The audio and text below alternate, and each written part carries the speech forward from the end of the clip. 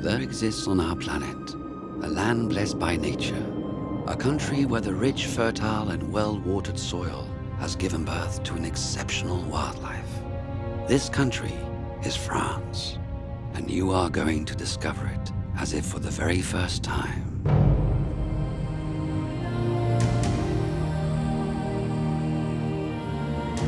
What is this large deer looking at as the new day dawns?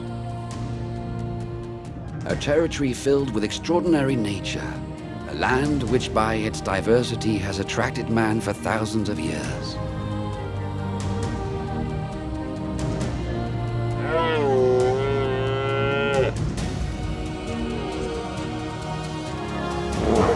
The animals living in these climes have fabulous adventures to recount.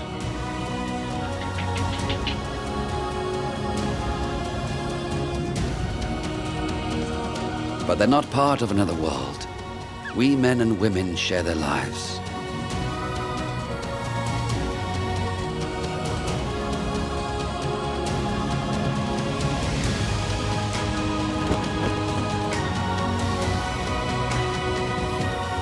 They struggle to survive, combat one another and make peace. They choose their mates and deploy all their strength to raising their young.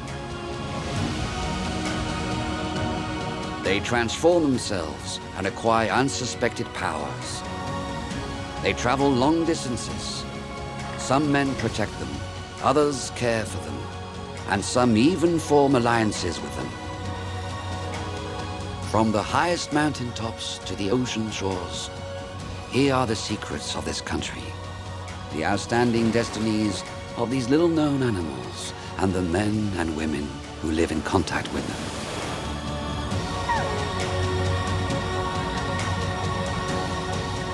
A fascinating journey into the secret land of wild France.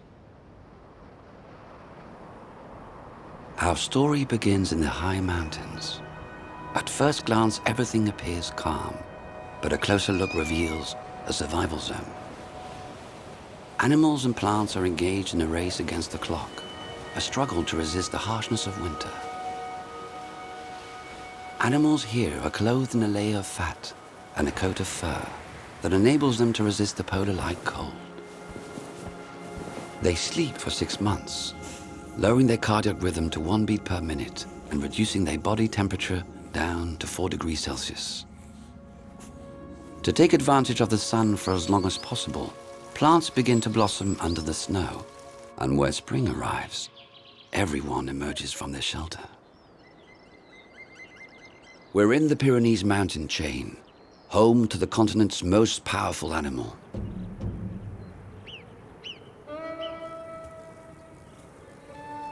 The brown bear is a force of nature. Just out of his den, this huge solitary beast has one vital need: to devour everything he can get his paws on. He hasn't eaten anything for months and has lost 1/3 of his weight during the winter. The bear's vision isn't very keen, but he has an incredible nose, capable of smelling food from 10 kilometers away. His sense of smell has detected a dead wild sheep beyond the summits.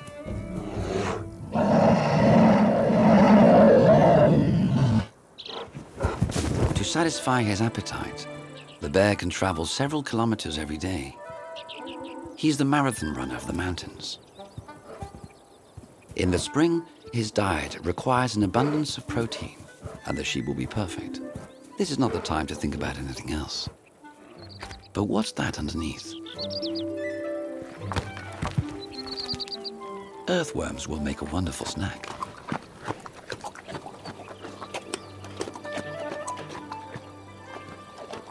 Not enough to restore any reserves of fat, but tasty all the same. And now, off for the sheep again.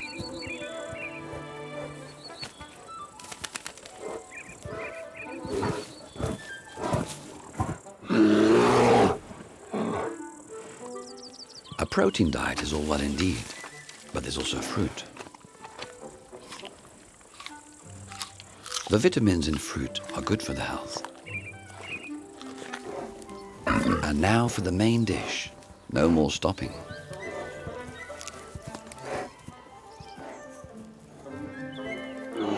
What about ants? They're protein.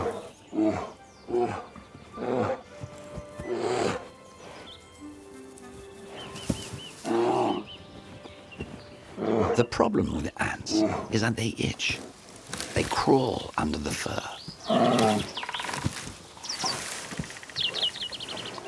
There must be some termites under this bark. We've got to deal with the ants first.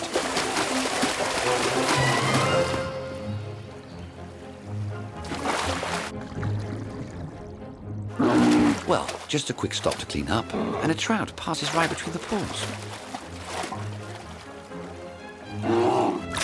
Now that's hard to resist. And besides, the soft flesh of the fish is full of calcium, good for the bones. But what's that? Raspberries. Sorry, too tempting. The technique is a bit tiresome, but each mouthful deserves to be savored.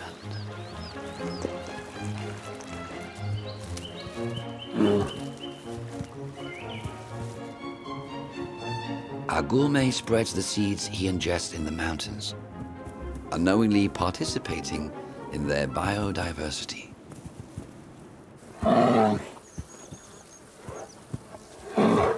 After living in the French mountains for 250,000 years, the bear almost disappeared in the 20th century. But the good news, he's back again.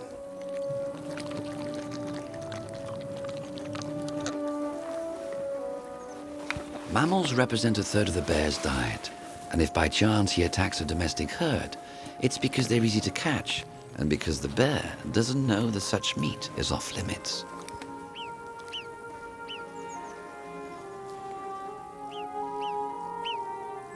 The old folks tell children that if they run into a bear, they should speak politely to him, since the animal has a gift for understanding men. If you come across one, don't run. Just walk away as naturally as possible.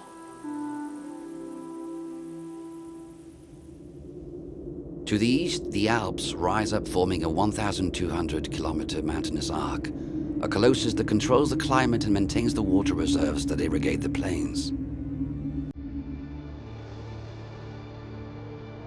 We're in the Alpine National Park, 150 summits surpassing 3,000 meters and 10,000 hectares of glaciers. This territory is a realm of a legendary animal, the golden eagle.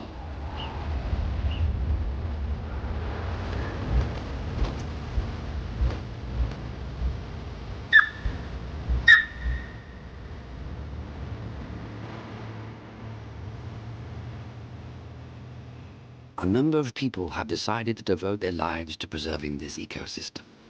Among them, one such man has been roaming these mountains since his childhood. Christian is impassioned by everything that lives here, although the golden eagle has won over his heart. Every year he tracks them by finding their nests, determining the number of youngsters, and making certain that the conditions will allow them to soar through the skies for a long time to come. The first animal breeders settled in these mountains 5,000 years ago. The eagle has lived here for 300,000 years. He's very possessive of the territory he occupies. If another eagle tries to enter it, he attacks, and the combat is merciless. He is capable of killing the intruder.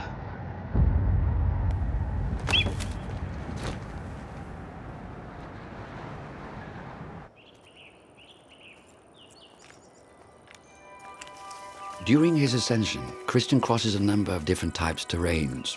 From the bottom of the valley to the glaciers, it's as if he were traveling from the south of France to the polar circle. Each sector has its own plants and animals. 3 kilometers of uneven land that reveals as much as 3,000 kilometers of the planet. Their only common element is this water that the mountain expels into the valleys. Following the torrents, Christian has discovered a small bird with unique abilities. The dipper feeds on small aquatic mollusks that live in the riverbeds.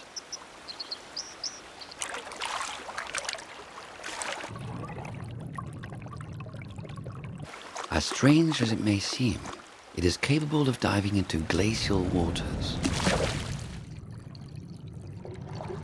No other bird can move under the water as well as the dipper. It swims with its wings.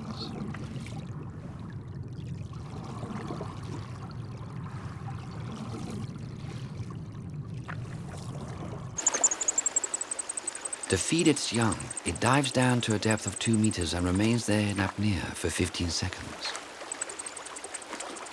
He does this several times a day.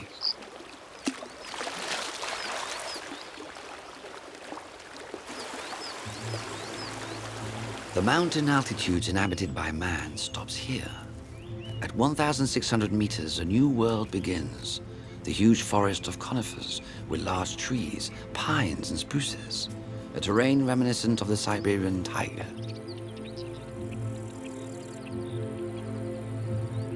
The eagle prefers to create his nest at the edge of the forest. But finding it is no mean feat, since the imposing bird is extremely discreet.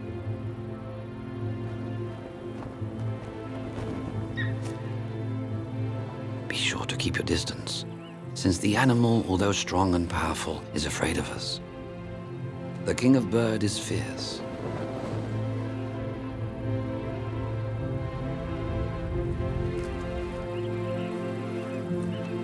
The eagle's hunting ground is higher up, where trees are more rare, where the terrain opens up to his piercing eyes, where grass reigns supreme. On leaving the forest, we cross an area the Christian calls the combat zone. The tree's branches fall to the ground exhaustedly. Pain for those who dare.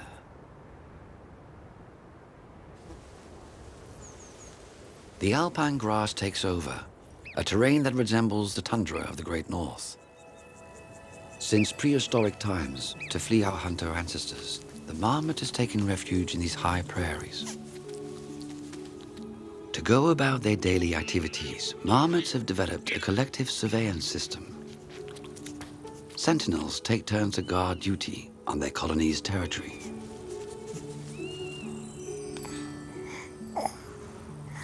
In this way, they can raise their young in peace and spend their time playing and living together.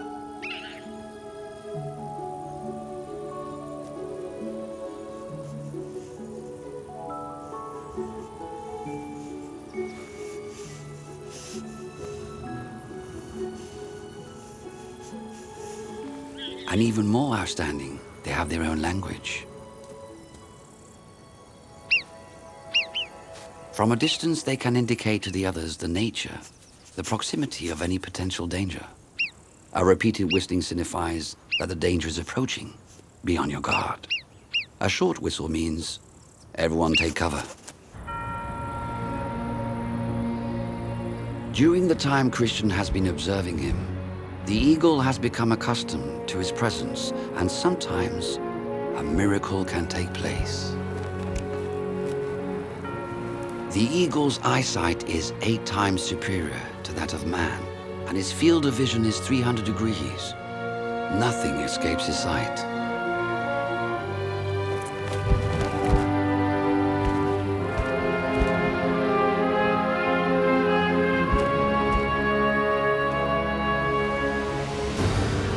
The eagle gains high altitudes in order to choose his prey.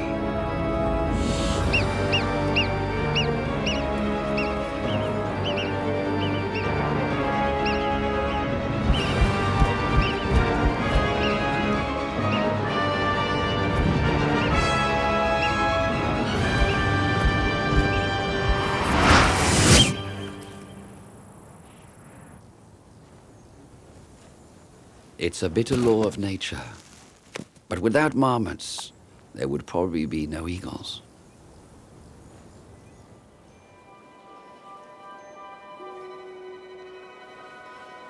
The final step of the ascension, the summits. On these vertiginous slopes, we sometimes hear the sound of falling rocks. It's the chamois, whose refuge is vertical.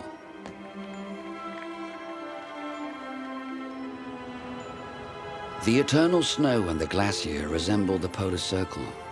One would think that nothing could possibly live faced with these elements, but that is not the case. Usually the snow is white, but in the spring it can be pink. This is due to algae which flourish in the snow. And what do they feed on? Water. These microscopic particles color the snow. It's the blood of the glaciers.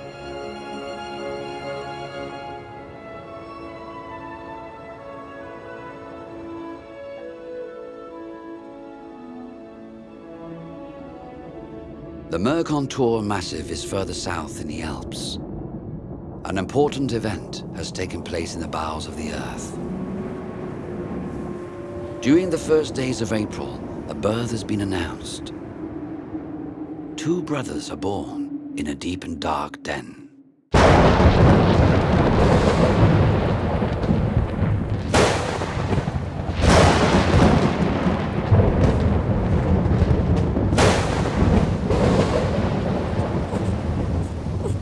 This wolf cub is 3 weeks old, and it's the first time he's seen the light of day.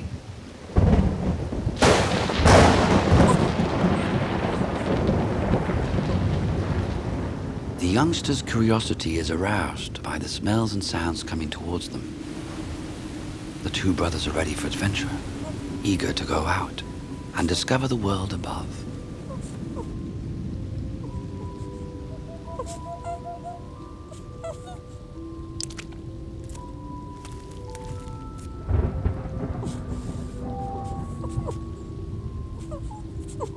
Their mother isn't there.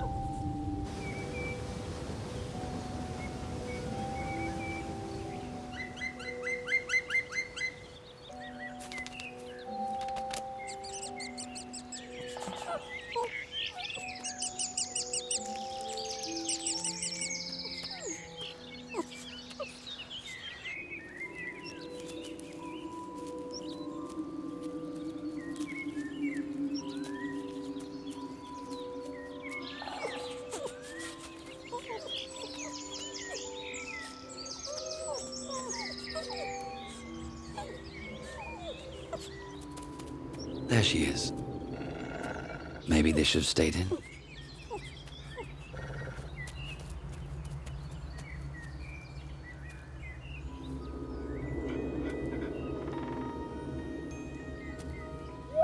They still don't realize that they are powerful predators.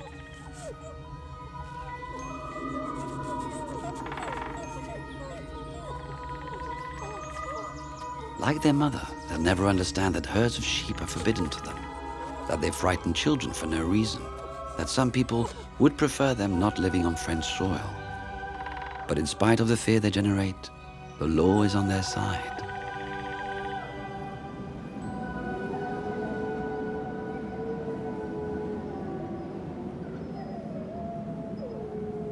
From the highest mountaintops to the inaccessible cliffs, survival strategies are invented everywhere. A prime example are the peaks of the Verdon Canyon. What could possibly survive on the vertical rock faces, where moving around defies the laws of gravity? And yet, there's a surprising rare and little-known animal living here, a tightrope walker with a perfect sense of balance, the butterfly bird. This vertical life is the passion of Arnaud and Stephanie, both European leading climbing champions. During their ascension, they come across a variety of lives. Small flowers appear as if by magic, or this old Phoenician juniper bush. It's more than 1,000 years old, and its roots grow deep and far under the rock. But their favorite sight, the one that fascinates them the most, is the butterfly bird, also known as the Ticodroma.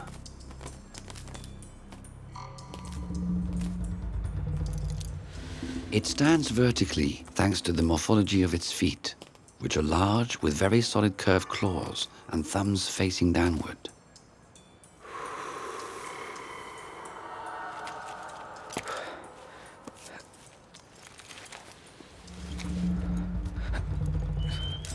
It's called the butterfly bird because it roams along the cliffs by opening its wings in fits and starts.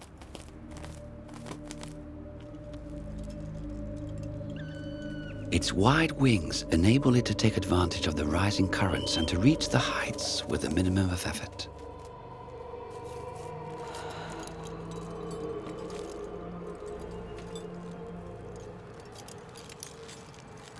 Equaling the bird's lightness is a challenge for the two champions. But the challenge has its limits.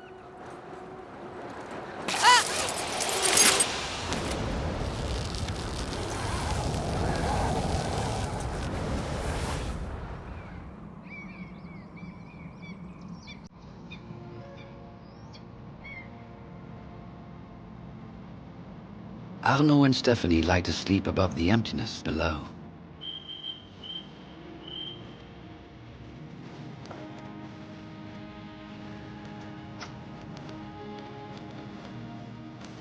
Sleeping on the cliffs is like being suspended, momentarily out of time.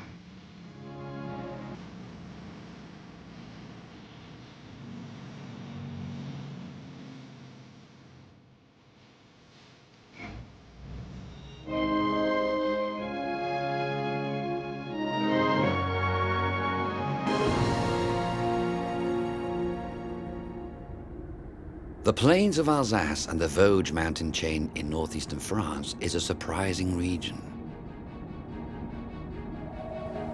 In the autumn, geese arrive from northern Europe and cross France on their way to southern climates to spend the winter. For thousands of years, the adults have been guiding their newborn along these airborne routes.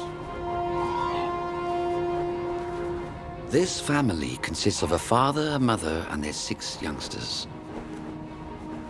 The 2 adults fly ahead, and when one of them gets tired, the other takes over. Their youngsters follow them. Since this is their first journey, they stick close to their parents and obey their slightest movements. They take advantage of the current and fly as if part of a platoon. The parents are not from the same species. The mother is a blue goose, whereas the father is a gray goose. Their offspring are therefore mixed. Some have the yellow beak of their father, and the others their mother's pink beak.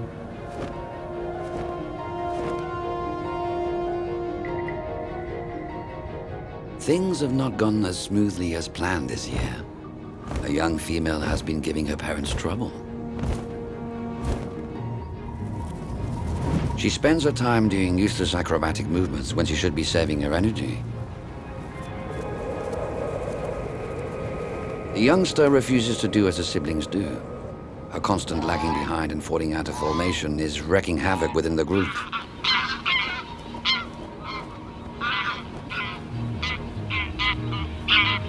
Mother often has to put her youngster back on the right track.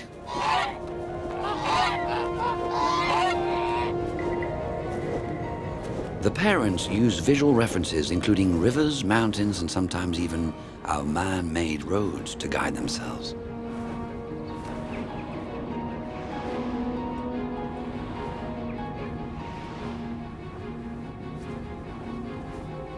Tonight they decide to make a stop at Lake Cruz.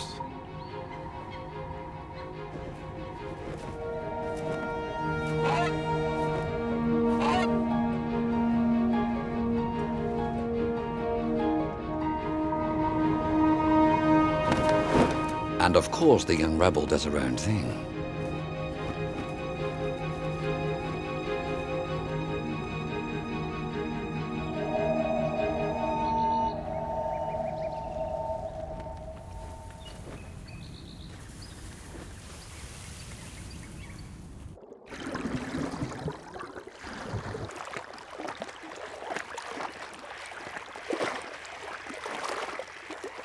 The family will spend the night on the banks of the lake.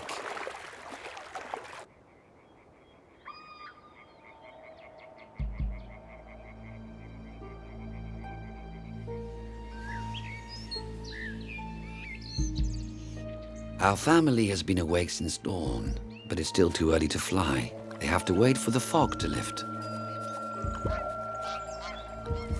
True to her independent nature, the young rebel leaves on her own to explore the surroundings, totally unaware of the danger.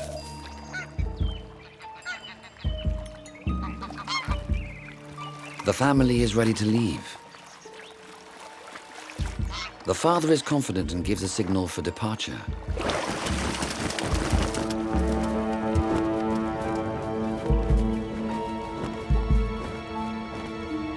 The sun rays are strong enough to create rising winds that will carry them along.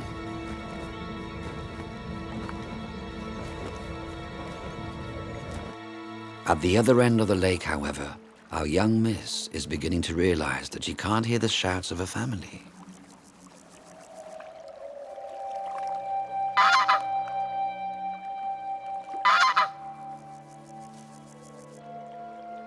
They've left without her. What now?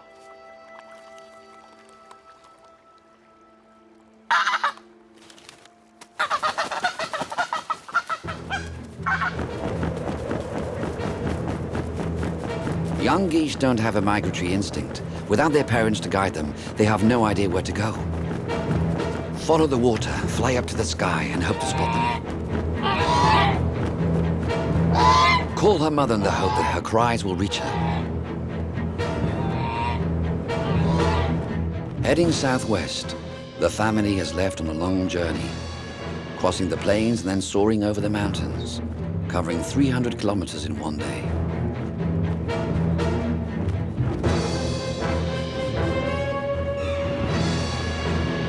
The mother has just realized that she's forgotten her youngster. She's got to find her immediately.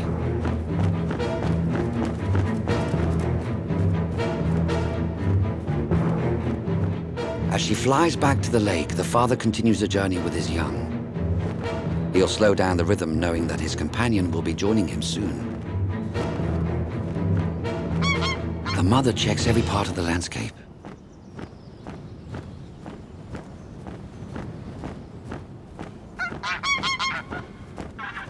There she is.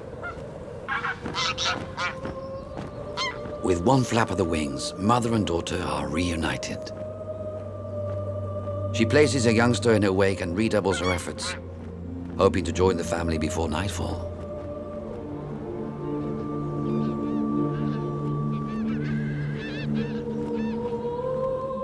There they are.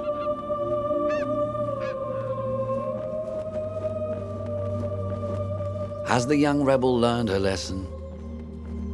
Adult geese are extraordinarily patient with their young and confident as well. They never give up on them.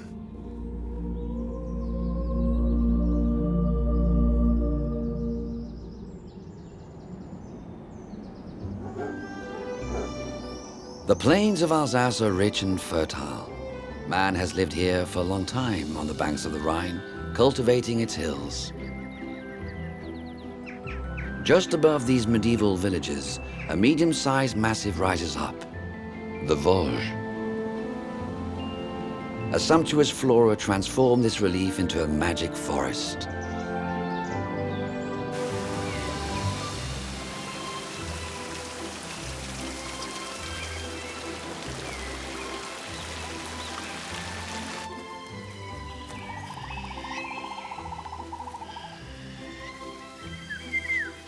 Beech, oak, spruce, and pine trees grow here in abundance, rivaling each other in terms of size. Some of these centuries-old trees can reach a height of 15 meters. It's a rich and protective habitat for a large fauna that enjoys the generosity of this forest.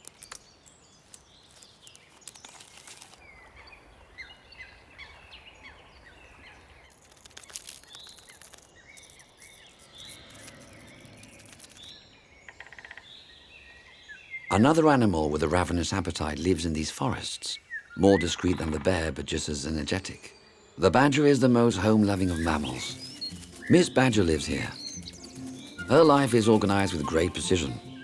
She wakes up at 7, takes care of her little business behind the big tree at 7:05, breakfast at 7:10, she cleans herself up at 7:15, followed by a tour of the property until 8 o'clock. Although her schedule doesn't usually change, today an important project is going to disturb her routine. This morning, she feels the pressing need to start a family.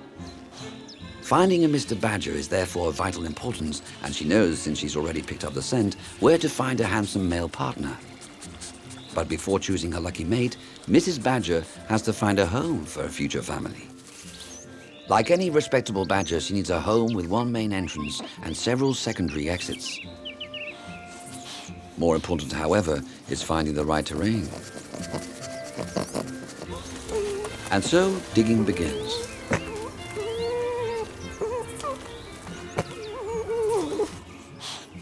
This ground is too light. Better look elsewhere. Oh, sorry, madam.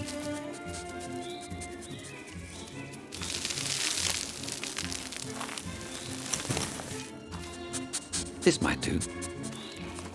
No, it won't do at all. And here? Not so great either. Ah, this looks just right. A high ceiling, visible beams. A fox has already done a good part of the work. This will be just fine. And Mr. Badger will help with the finishing touches. Miss Badger knows that a few respectable males live on the other side of the lake. What's important is to avoid a fickle, unfaithful male. Certain males accept the invitation willingly, only to leave the moment the youngsters are born.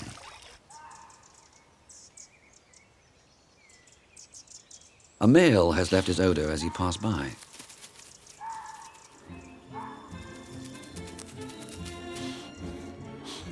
Where's he hiding?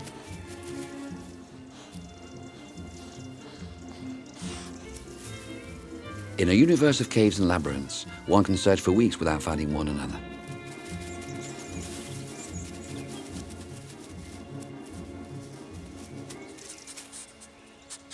Ah, there he is. What's more, he looks like a hard worker. That's a good sign. He agrees. Miss Badger is happy.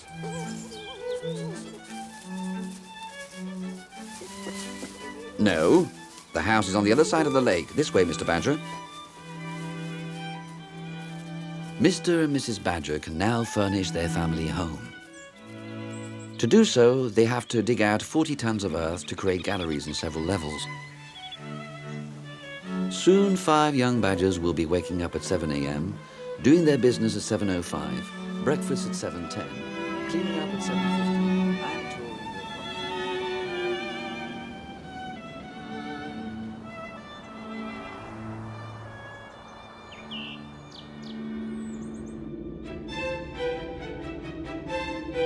Going down towards the plains of central France, thousands of hectares of nature surround the spaces inhabited by man. Just outside of Paris, there's a forest whose beauty and unique nature attracted the kings of France for centuries. Fontainebleau is a royal forest. For 1,500 years, it has been protected by the kings of France. In this forest of oak, moors, and desert sand, in these elusively shaped rocky massives, the world's royalty would come together to ride and hunt.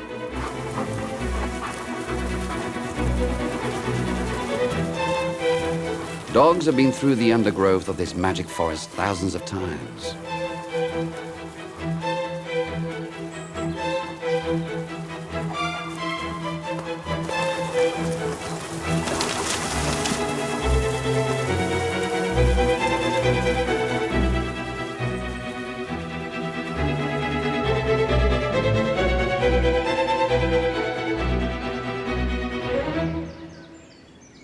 An incredible story has been perpetuated here for centuries. A story of complicity and rivalry between two kings. One often talks about inseparable deer, and it's true that 2 deer can spend their entire life together. These 2 10-pointer royal males are a perfect example. The 2 friends are both 7 years old and have been together since birth.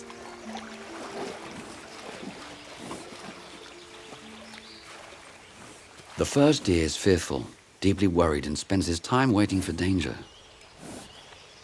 The second deer is careless and sometimes oblivious to danger. The fearful deer's ears can hear the slightest sound within a radius of 300 meters. The careless animal, however, has a quality he cultivates to perfection: his nose. He knows how to find the best food in any season: willow leaves and tender ivy.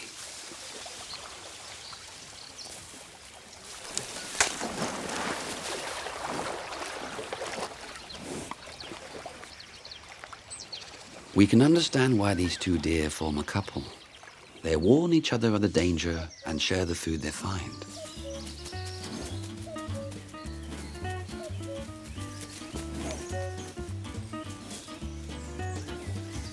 They are partners in everything and are never out of each other's sight.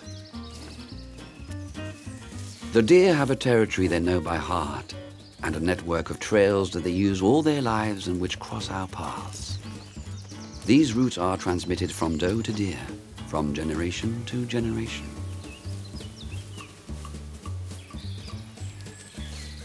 The deer has been hunted by the wolf for thousands of years.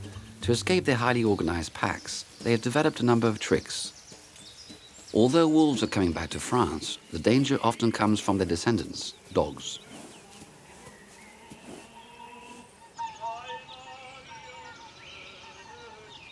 The tricks, however, for escaping them are the same.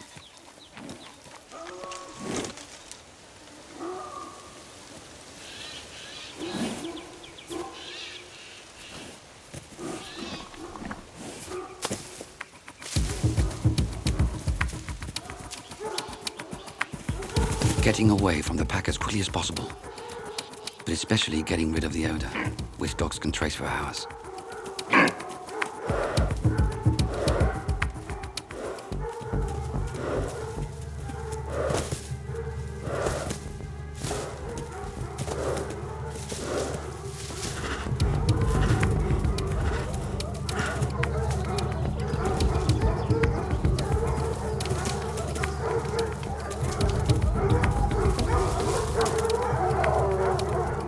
Passing through dry terrain in order to weaken the odor.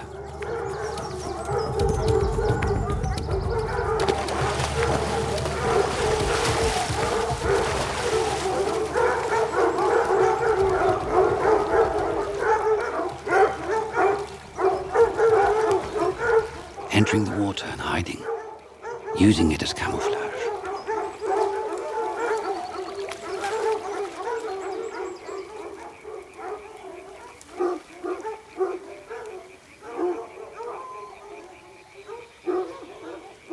The odor spreads in the water and becomes imprecise.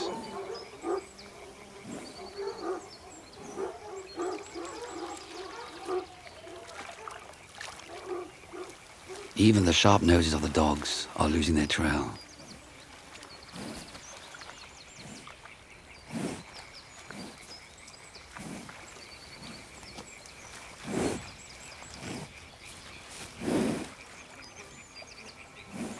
The deer have escaped the pack.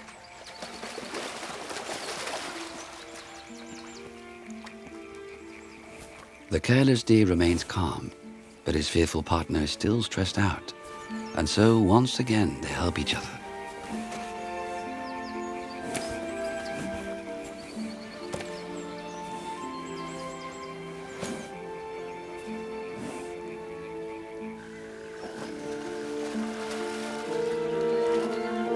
When it's time to rest, they find a well-protected hiding place to shelter. They spend the entire winter, spring, and summer together. But with the changing of season comes the fateful moment of their lives, when their story shifts dramatically.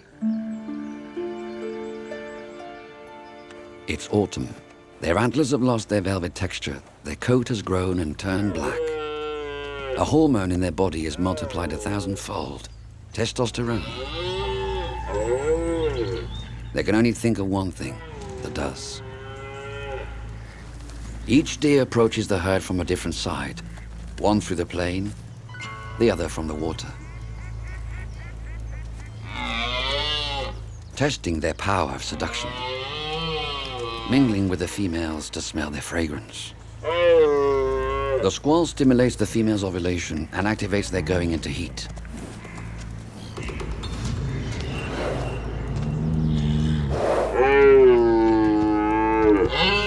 From that moment on, sharing is impossible.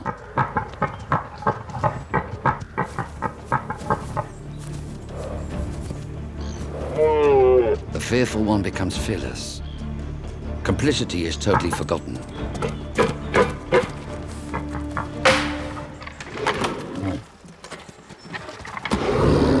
Forcing the other to give up in front of the females.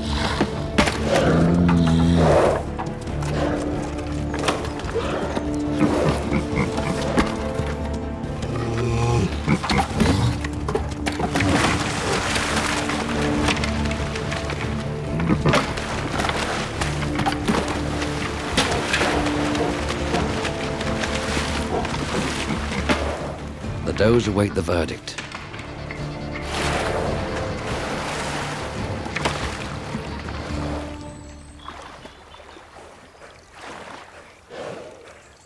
The fearful deer is the strongest. His bellowing rings out like a cry of victory.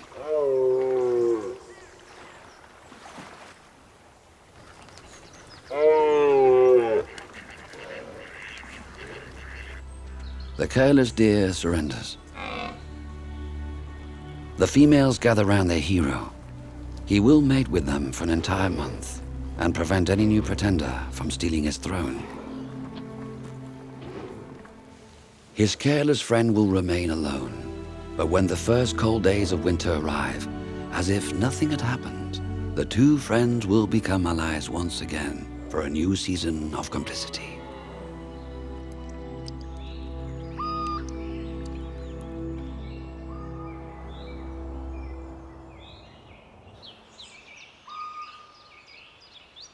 Wild animals have lived side by side with us for thousands of years, and they've had to adapt to our presence and our activities. Some are dangerous, but others can be beneficial.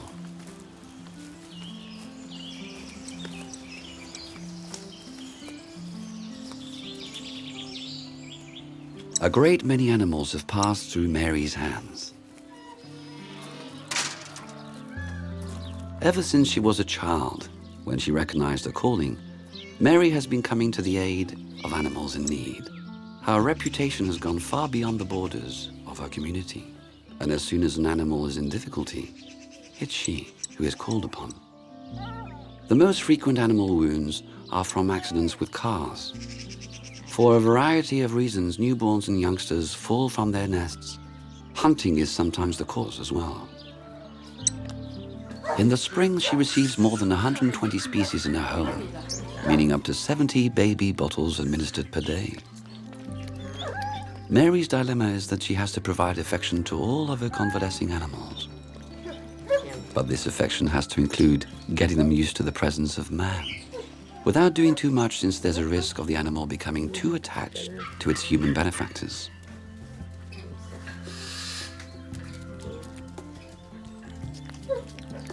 Mary is like a surrogate mother, and a maternal relationship is created with each animal.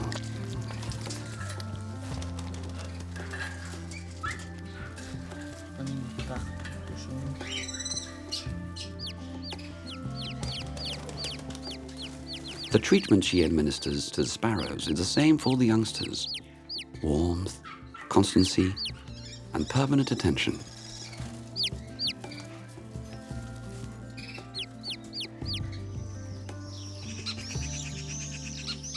The little owls, with their golden eyes and their grumbling look, are very playful. They like to play hide and seek with Mary. Games like these create complicity.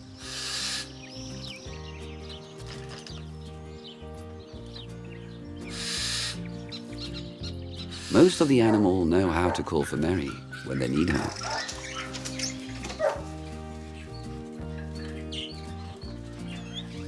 In her presence, their innate fears vanish, and ironically, prey and predator make peace with each other.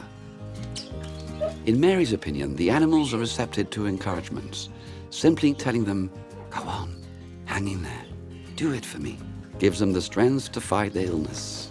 Animals are like us, she says, and if you encourage them, if you love them, if you motivate them, they'll make the effort. She feels that some of them even get better just to please her.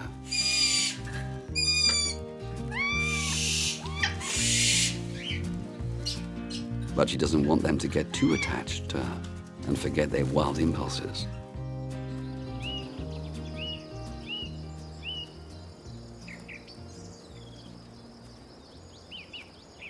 When an animal is back in good health, Mary needs all of her courage. Releasing them isn't easy.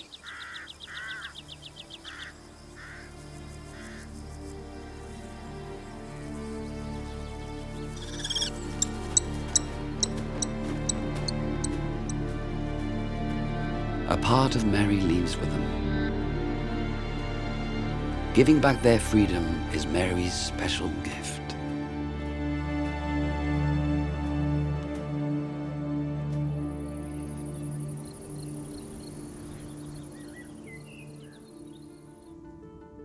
On the Atlantic side of France, in the Poitou-Charentes region, there's a very unique type of territory known as the Marais Poitevin, a natural space shaped by man.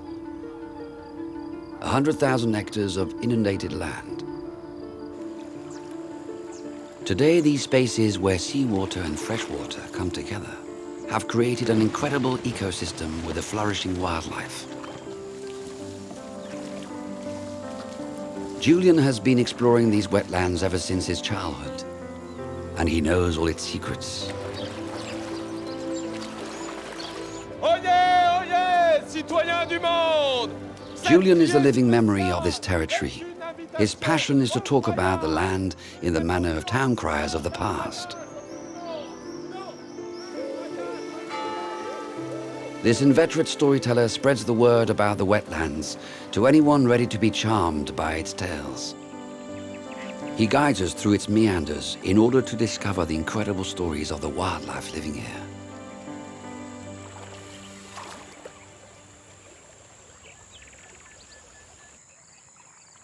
Part of the swampland is filled with water all year long, the roselière.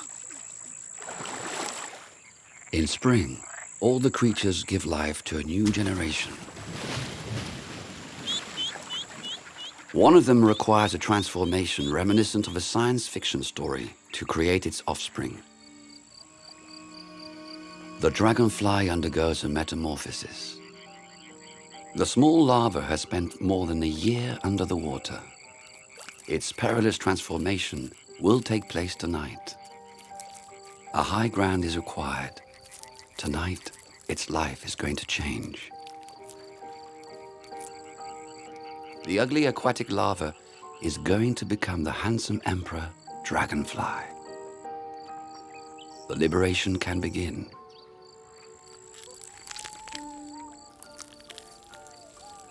Sucking in the air and inflating its new body, its thorax breaks the envelope.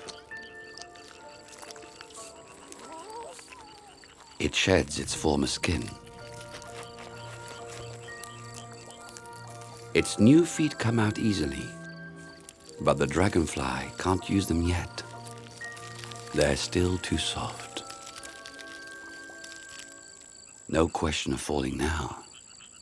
Wait for the feet to harden.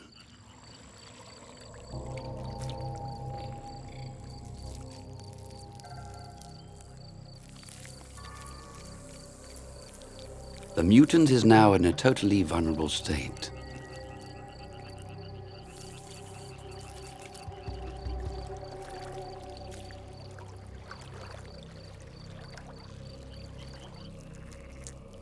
At last, its feet are ready. They're going to be able to grip its former head. Extracting the abdomen, the final step before leaving its former body. The young dragonfly deploys its new body.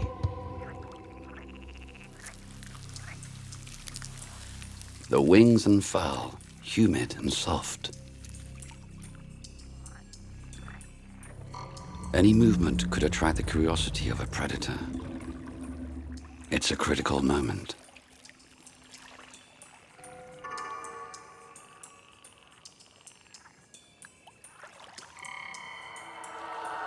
Suddenly, the miracle occurs.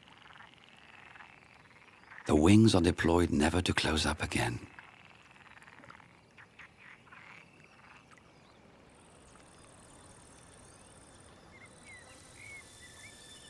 In the early morning, it's finally ready.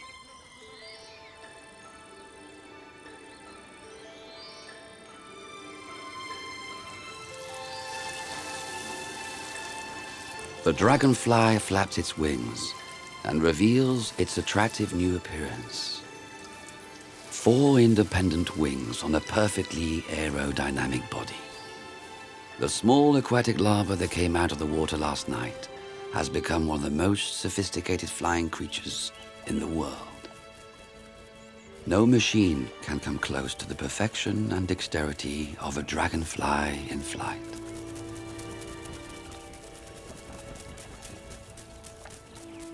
Soon, it will find a partner.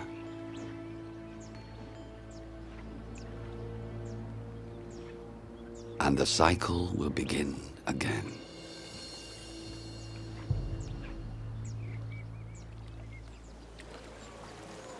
When man first arrived here in prehistoric times, the site was an immense marshland invaded by insects. In the 12th century, communities of monks settled here and began the monumental task of drying up the swamps.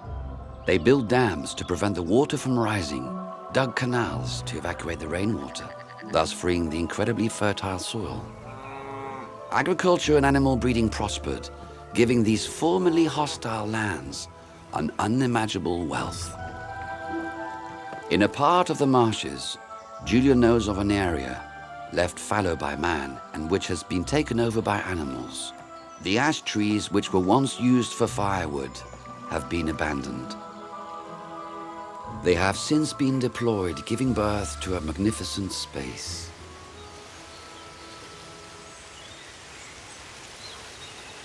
It's a secret spot that can only be seen from the sky. A forest where in spring one hears the shouts of 1,000 youngsters. A nursery for colonies of herons, the héronières. But although it's paradise for some, it's also the scene of tragedy for others. These fledglings are 3 weeks old and are constantly hungry. Their parents spend every day searching for food to satisfy their ravenous appetites. Something, however, is not right. One of the 3 youngsters stands back, while the other 2 devour everything their mother regurgitates. And yet, he's hungry too.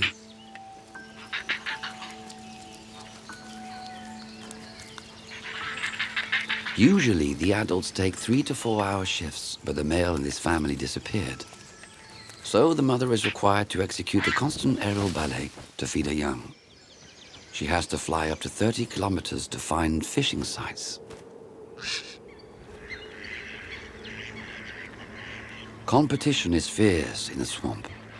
She's not the only one fishing for a family of 4. The mother doubles her efforts for her 3 youngsters, but a struggle amongst the brothers has already begun.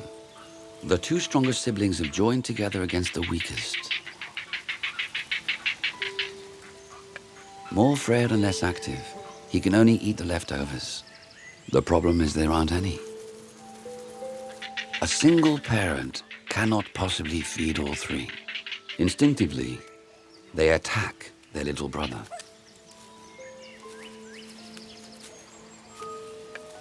It's not just a simple rivalry, but a fratricidal struggle for survival. The weakest of the 3 will die, so that the other 2 can live, and there's nothing the mother can do to prevent it. The laws of nature can often be merciless.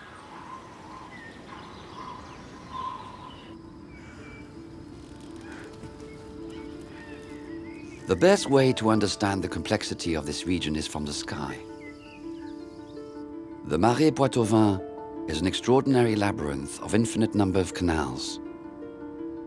They drain the water towards the sea. This network of land arteries acts as a filter on the water that descends from the center of the country. The wetlands capture alluvia, treat it and cast clean, healthy water into the sea. These high-quality waters are a godsend for the reproduction of the region's species.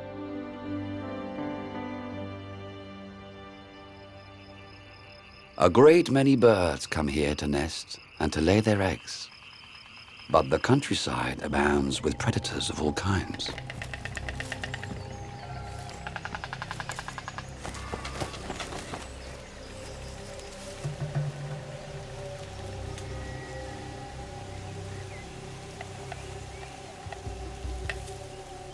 Frank is one of these. His passion is finding the greatest number of fledglings in a period of a few days. Frank, however, is a blessing for his prey.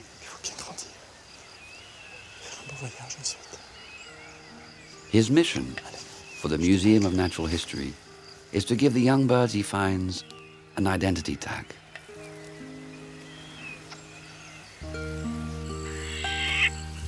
He travels through the swamps from morning till night, looking for the most hidden areas. His objective is to protect those who have unknowingly placed themselves in harm's way.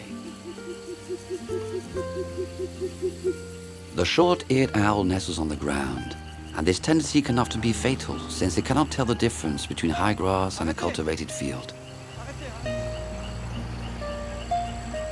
This species of owl is threatened with extinction. Frank's job is to alert farmers to the fact that beneath their feet they possess a real treasure. He asks them to be careful, not to cut the birds into shreds as they reap their crops. This knowledge and this reverence for life make each of us capable of preserving what lives next to us.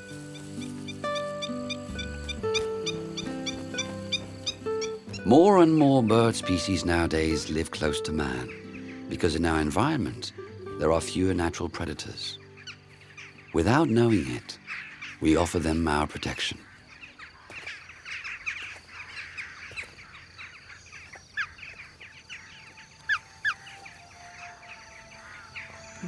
The jackdaw is a small mischievous bird whose delicate odor Frank adores.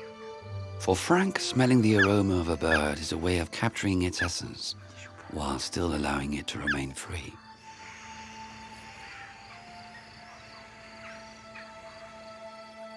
Thanks to people like Frank, millions of birds are identified every year, allowing to follow their migratory routes, making it possible to intervene in the event of an epidemic.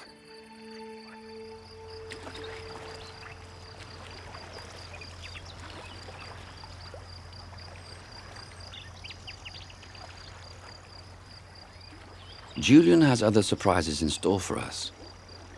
When night falls over the marshes, other creatures wake up and leave to go hunting. The Rhinolophus bat is one of many species living in France.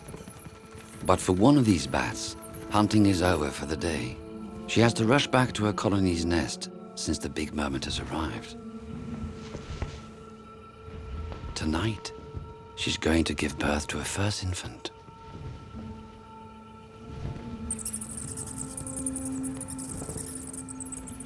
Like swallows, bats live under man-made roofs.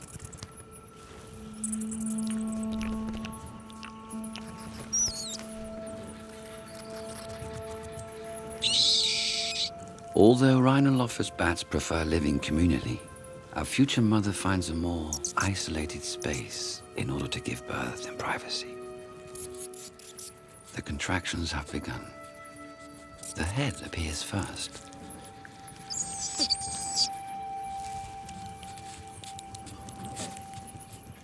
The mother begins by cleaning her offspring. She licks it and frees its ears, which were stuck to its head. The newborn is free, and it descends naturally, searching for her nipples. With her wings, she envelops and protects the youngster from a possible fall.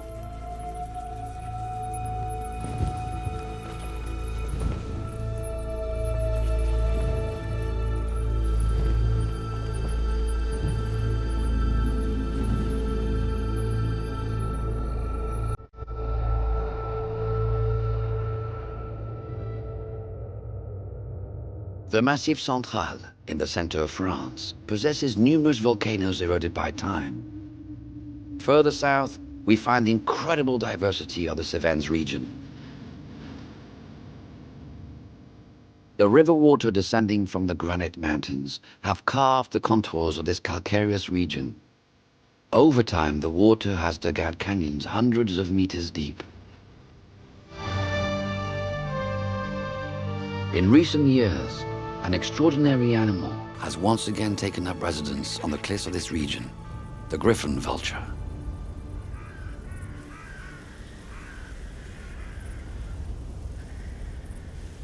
It lives in colonies and is dependent on the actions of the group. The vulture has invented a collective strategy for finding its prey, a sophisticated procedure which is repeated every day. It's 6 a.m. and the sun hasn't yet penetrated the depth of the canyons. Without the warmth of the sun, the vulture cannot fly.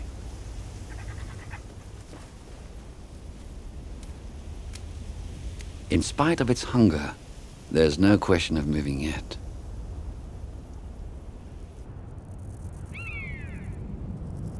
At last, the air can carry them.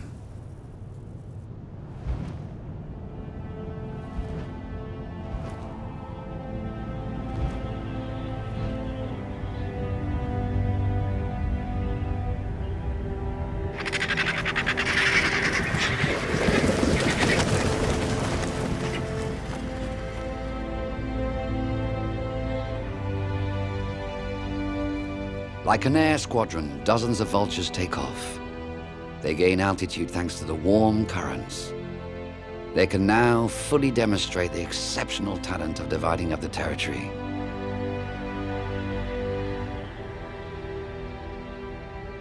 The large birds take their positions over several kilometers. They scan every inch of their hunting ground, but never lose track of the other vultures, for a very good reason. If one of them spots a prey, it immediately dives down after it. The other vultures haven't seen the prey, but they've noticed the absence of one of them. This means there's something to eat down below.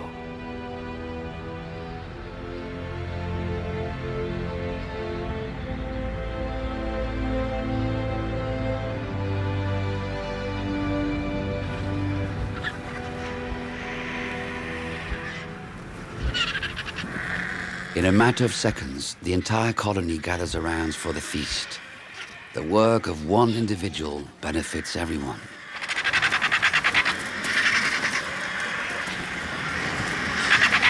Sharing is the price to pay for the colony's survival.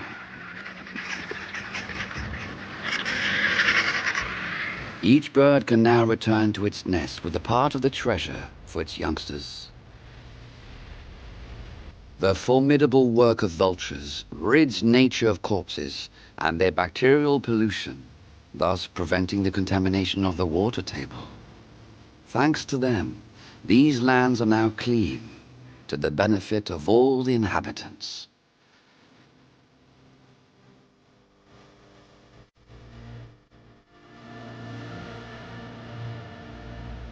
To the north of the Cevennes, the Lozère region with its high plateaus is lashed by the wind. Protestants took refuge here to escape being massacred during the great religious wars. This was once the scene of numerous combats of faith. In spite of its austere nature, it's here that the greatest number of rivers are born. One of the most famous takes its source on Mount Lozère, the Tarn. During the first warm rays of the sun in the spring, the Tarn reaches its optimum strength.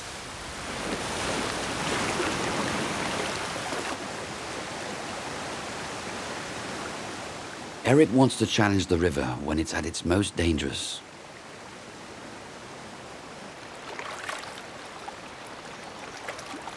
But before measuring himself against its force, the extreme kayak racing champion wants to feel its currents.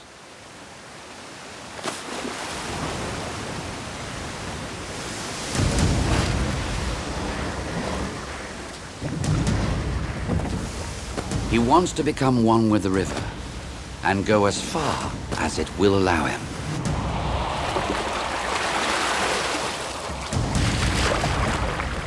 Eric knows that he can't fight its power.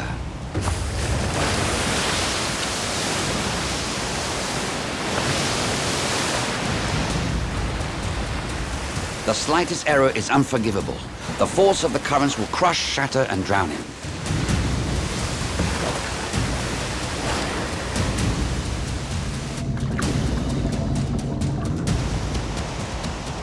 Eric experiences extreme pressure. During such moments, a feeling of completeness invades his spirit.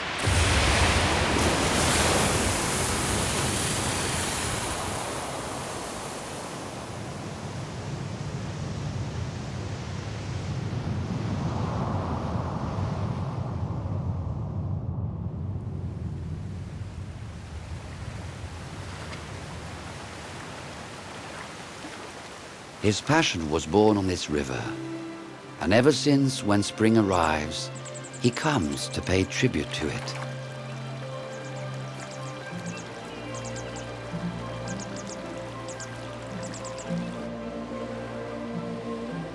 The rivers cross and nourish the land, just as the blood in our veins nourishes our bodies. They are the country's precious treasures.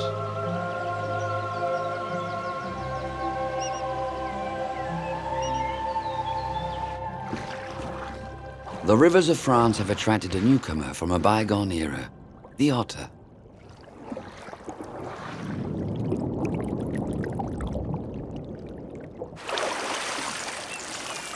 With nostrils capable of fitting underwater, eyes that can change shape to adapt to different modifications of light, streamlined body, powerful webbed feet, and nasal hairs that enable the otter to detect the slightest movement of any underwater prey, the otter has a huge number of powers.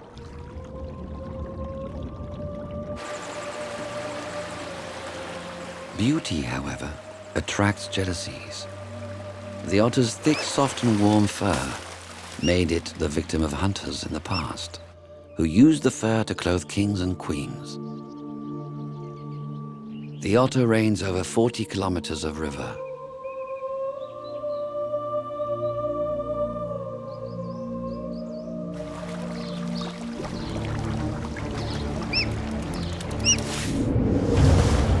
When it leaves to hunt for food, this aquatic beauty can be terrifying. Everyone goes into hiding. If a fish sees an otter, it's already too late.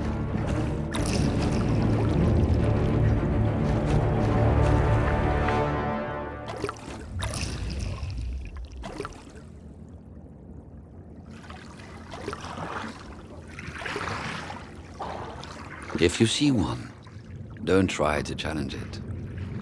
The otter can remain underwater for 8 minutes.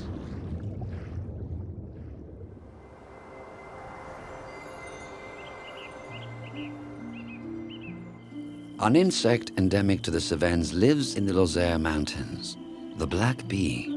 It has existed on our planet since prehistoric times, and yet it might have disappeared were it not for people who watch over it and protect it. This flower-loving insect is a workaholic. It works much more than necessary, in fact, which is what enables man to enjoy some of the honey it produces above all for itself.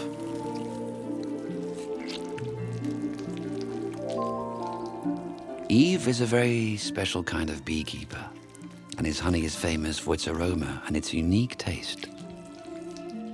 Yves' ability for getting the best out of his bees stems from his thorough knowledge of their society and rules. His talents borders on alchemy.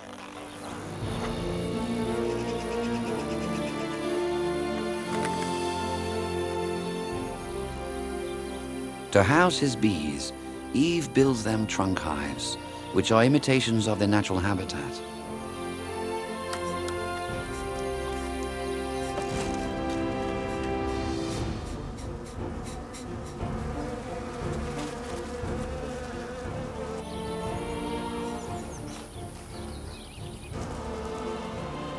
In these chestnut tree trunks, thousands of workers live around their queen.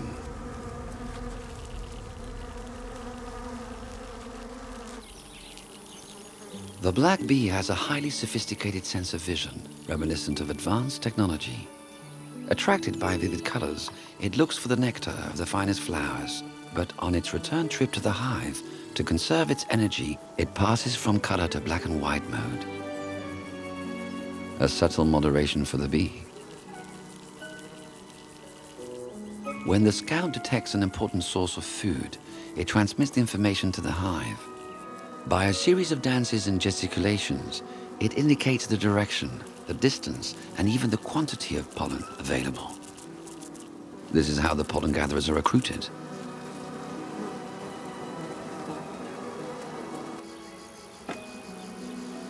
To preserve the health of his bees, Yves practices a delicate operation every year. He creates a new swarm.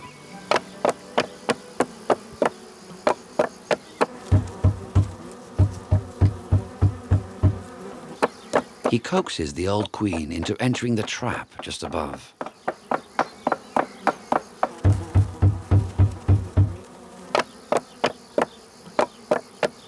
As soon as she's inside, he can claim victory. The departure of the old queen provokes the rapid and spontaneous appearance of a very dynamic, very prolific new queen.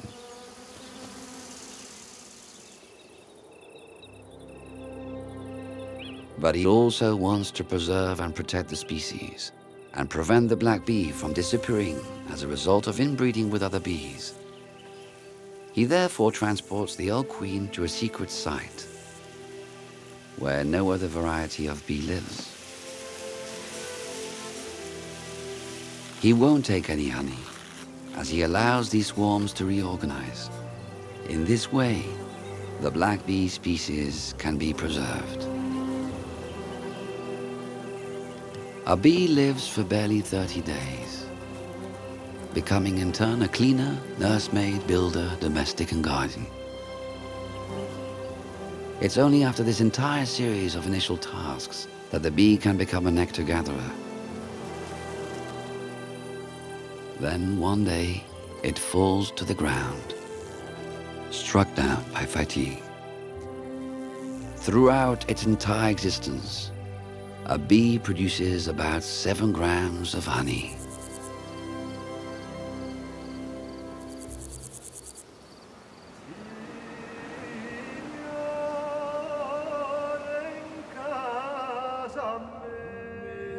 To the south of the shores of mainland France lies an island of majestic beauty. From its mountainous barriers, extraordinary valleys, ravines, and canyons, a legend recounts that the sun made such intense love with the sea that a child was born. Corsica.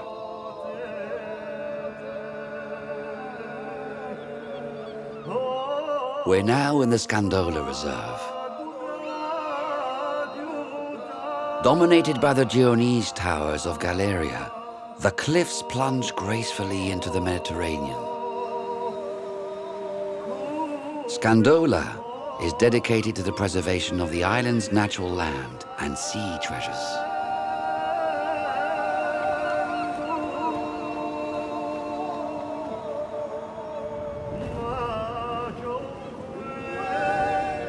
This unique site has been classified UNESCO's World Heritage. The symbol of the reserve, the osprey, which almost disappeared here, is back again.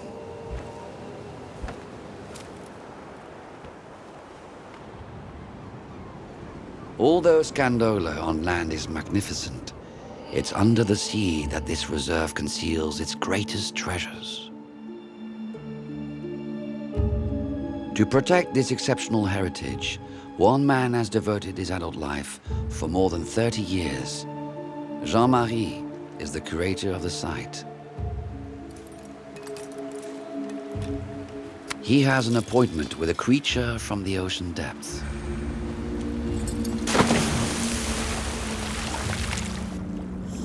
Each time he dives, as if it knew, the carnivorous creature rises from the abyss.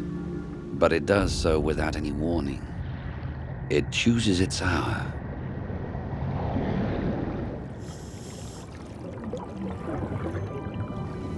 The fish here have no fear of man. They're not hunted, and we represent no danger for them.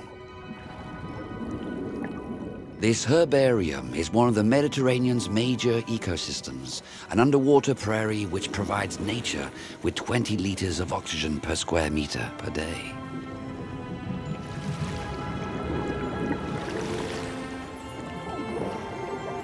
Scandola is a favorite spot for fish to spawn their eggs. The eggs laid here are carried by the current outside the limits of the reserve and nurture all the neighboring marine depths. All of these fish species will flourish and guarantee their presence on the country's coasts.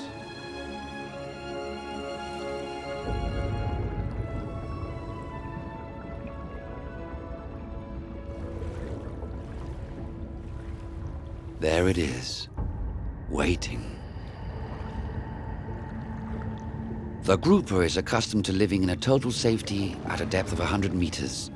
But in these protected waters, it has no qualms about swimming to the surface. Why does it systematically greet him? Is it really accustomed to this man in a bubble? Who are you?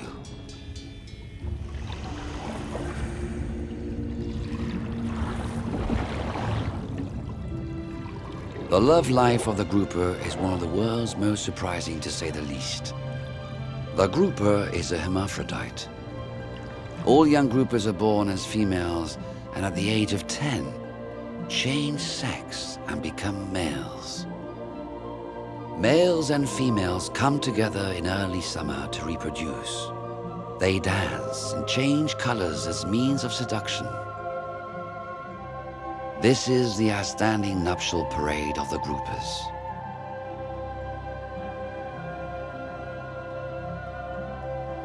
The grouper almost disappeared from the Mediterranean coasts, but it once again reigns supreme thanks to reserves like Scandola.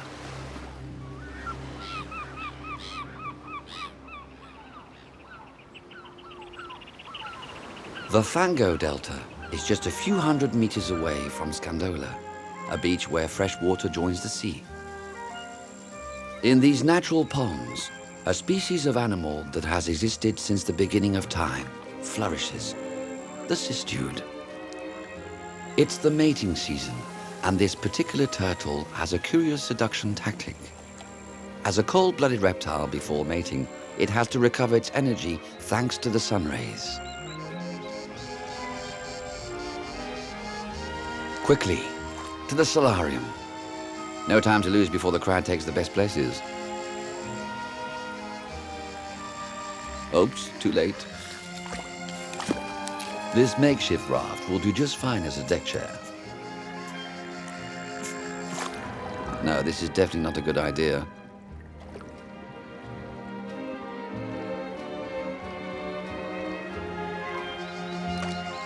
Over there, an isolated female? The technique is quite simple, you see. Without her seeing, to take his mate by surprise and keep her head under water to prevent her from moving and breathing.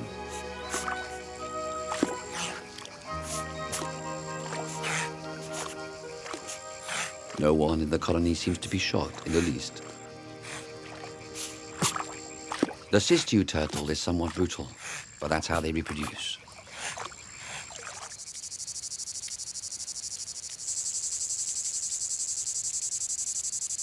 As soon as one moves away from the coast, this mountainous island becomes prickly and hostile, with a maquis of thick, sharp cutting and thorny bramble bushes. To survive in this vegetal barbed wire, one needs to be made of bronze and have an incredibly thick skin. The king of this terrain is the wild boar. Most wild boars live in groups and never separate. Certain individuals, however, have a fairly surprising behavior. This large male is a case in point. He's coupled with all the females, resulting in the birth of a great many young boars. Is he getting bored? Is he frustrated by the attitude of the sows which no longer accord him their favor?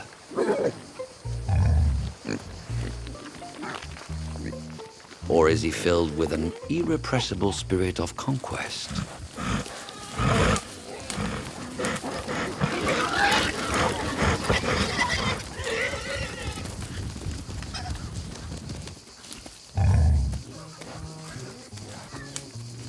The male abandons his herd in search of adventure in other valleys. Equipped with the world's most extraordinary snout, the boar can distinguish odors on the ground left by other animals several days ago. A herd of boar came by here 3 days ago.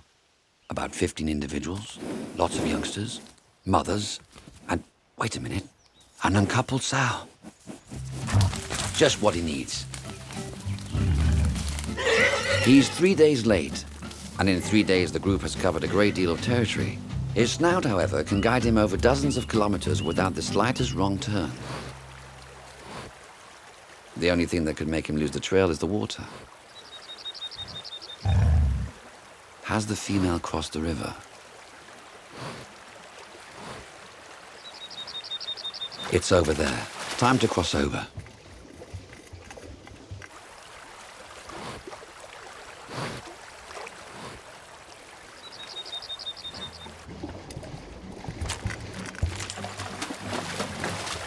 In spite of his hunger, the armored warrior continues his trek.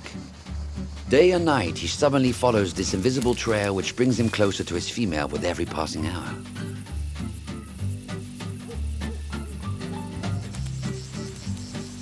After 2 days without stopping, he senses his reward is near.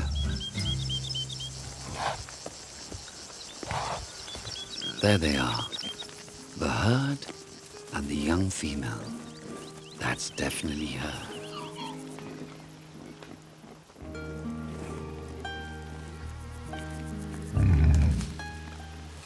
As if they understand each other with a sense of modesty characteristic of their species, the two animals join together to find a discreet site, far from curious eyes.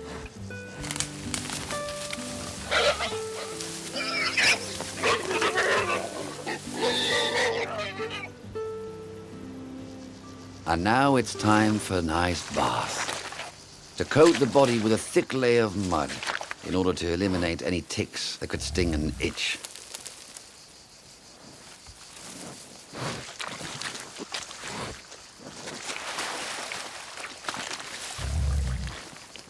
The adventure he has just experienced has whetted his appetite, and he's ready once again to leave in search of new conquests.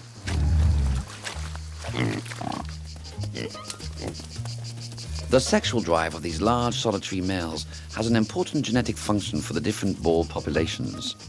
Thanks to these adventurous individuals, the wild boar herds will not deteriorate as a result of inbreeding.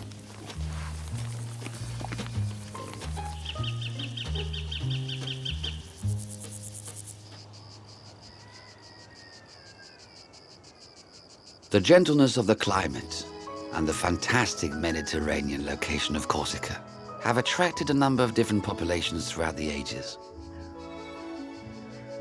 Some of them have settled in the mountains. In the commune of Venaco, the inhabitants have preserved the gestures of the ancestors. And animals other than wild boars travel long distances through the Corsican mountains. At the end of spring, when the sun's rays warm the earth, goats and sheep head naturally for the summits. The herds do not need anyone, not even the dogs that follow them, to reach the cooler climates of the mountains. Paul is their shepherd. He's been following them for 30 years. And when they decide to leave, he has to go. He leaves the village to spend 5 months at an altitude of more than 1,800 meters.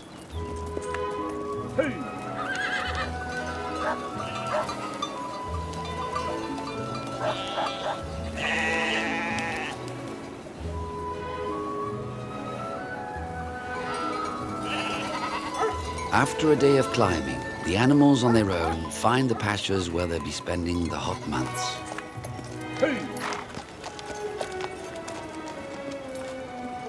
The summer can now arrive.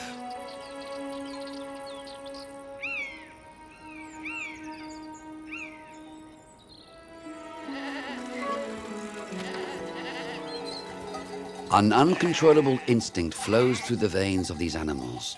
In the past, some sheep left for the mountains and became what they were before being domesticated by man: wild sheep.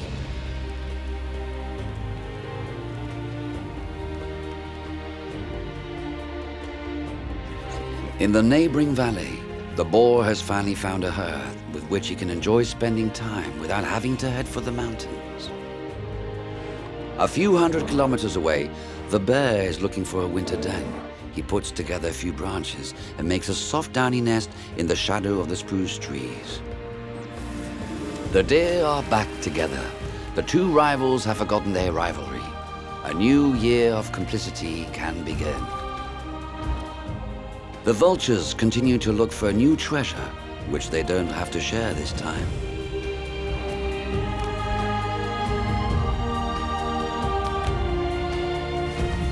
The bat is now teaching a young to hunt.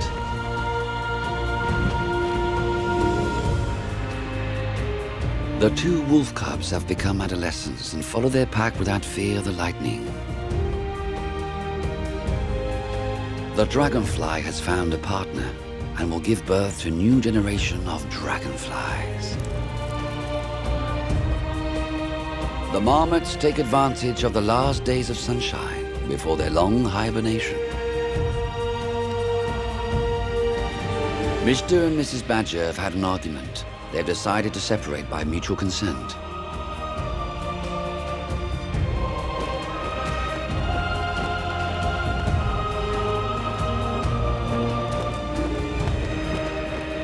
The entire family have succeeded in crossing France from north to south. What remains now is to cross the high mountains. A final ordeal that requires all their strength. The difficulties of traveling have changed the attitude of the young rebel. Her parents sometimes even let her lead the formation. With enormous courage, these birds have been confronting the elements for thousands of years in order to survive and continue to feed our imagination. The geese will spend the winter in southern climes and return in the spring to once again soar above the fascinating lands of France.